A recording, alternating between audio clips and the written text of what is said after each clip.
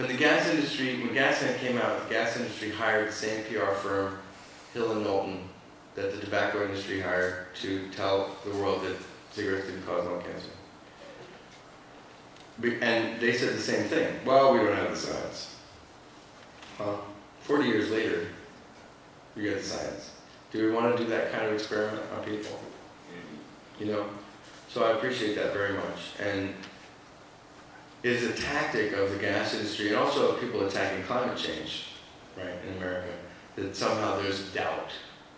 You know, they'll come out though and they'll say, well, there's no proven case of water contamination, even though a month and a half ago the New York Times wrote a front page article about how the EPA had a proven case of contamination from hydraulic fracturing from 1988. You know, and I appreciate very much to invoke the science because it is important, and it is there.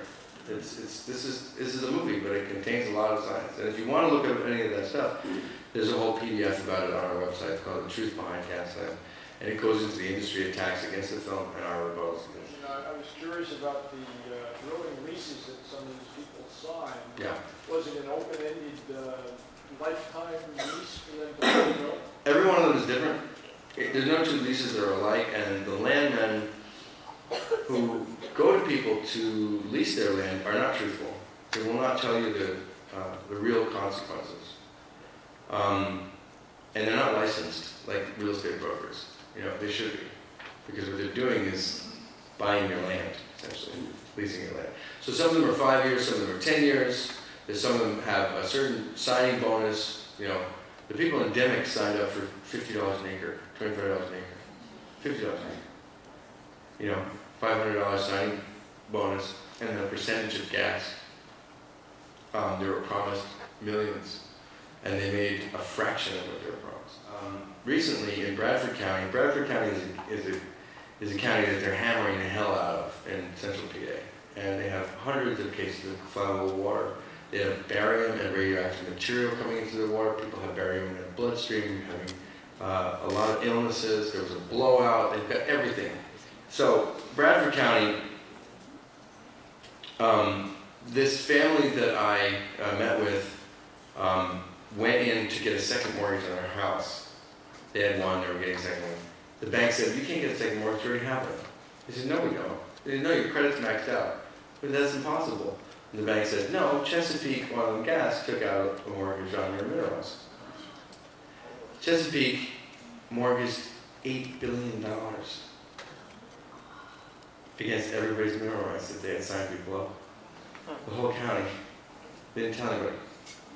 It's surprising. But the leasing thing is a very big problem. These landmen should be made to be licensed. We have seen their manuals. A lot of them have been leaked. They're fraudulent. They're based on emotional and political arguments. And many of them, or one of them that was found in a driveway in Ohio, they mentioned how to try to dispel this film. This is not the same thing. We're really leasing for oil. We're not leasing for gas. Once you sign, of course, it's for gas. You know, it's like total deception.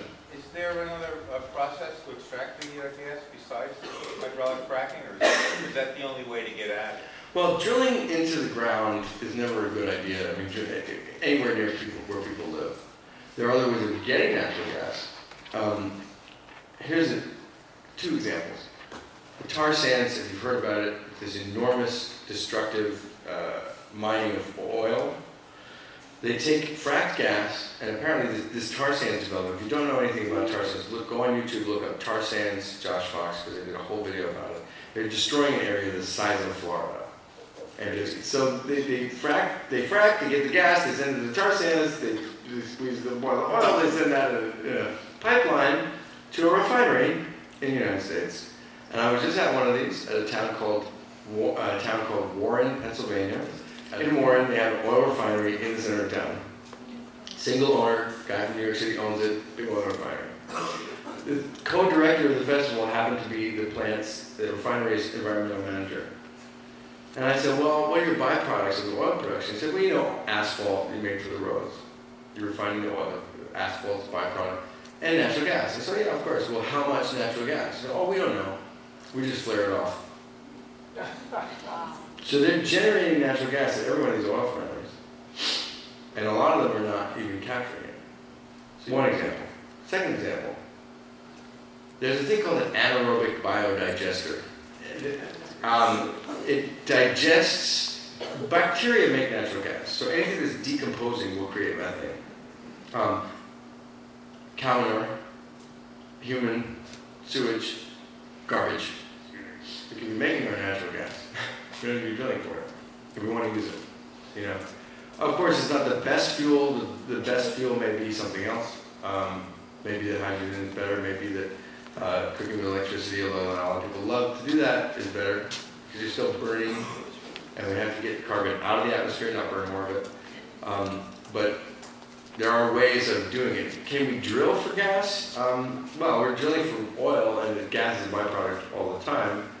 But we have to start to get away from a resource extraction-based economy and consumption-based economy to something that's more sustainable. And there are ways to do sustainability all across the board. They're just not what our economics are based on. They talk a lot about how renewables are more expensive than fossil fuels. Every one of those exemptions has a price tag. Safe Drinking Water Act saves them millions.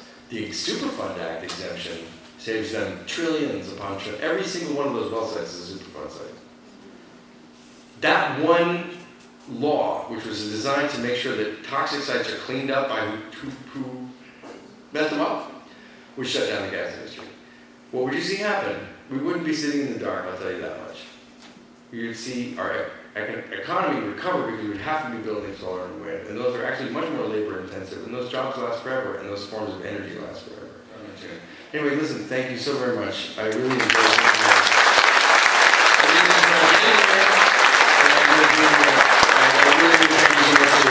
I hope I see you on October 21st. It's really, really important. Please, please, please come. It's going to be a blast.